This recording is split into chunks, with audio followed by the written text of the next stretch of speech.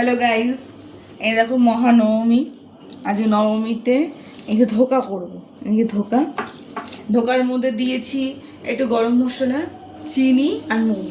আর কোনো দিইনি কিছু মশলা টশলা, জিরে ধনের গুঁড়ো সব দেওয়াই থাকে, সবই মশলা থাকে, তবু আমি এটা একটু গরম মশলা দিয়েছি। আমি আর কড়াতে আর করে টালিনি, শর্টকাট পদ্ধতিতে তোমাদের শেখাচ্ছি, একটা শিখে নাও। যেরকম আটা মাখে না, আটা মাখার মতন জল অল্প অল্প করে জল দেবে, অল্প অল্প করে আটার মতন মাখবে। মেখে এই থালার মধ্যে তেল মাখিয়ে এরকম করে সেটিং করবে, আস্তে আস্তে করে পাতলা পাতলা করে এরকম করে সেট করে দেবো। সেট করার পরে তারপর এটাকে এটাকে এরকম সেট হয়ে গেল ফ্রিজে ঢুকিয়ে দেবো। ঢুকিয়ে দেওয়ার পরে এই ধরো না 1 ঘন্টার পর হোক, 5-15 মিনিট পর, বেশিরভাগ আধা ঘন্টা হলে ভালো হয়। আধা ঘন্টার পরে পুরো সেট হয়ে যাবে।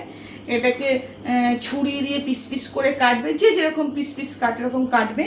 কেটে তারপর তুমি তেলে ভেজে যেভাবে রান্না করতে ইচ্ছা রাখবে। এই দেখো, আমি আর করে তারপরে নতুন পদ্ধতিতে আমাদের শিখিয়ে দিলাম, এরকম করে তোমরা করবে।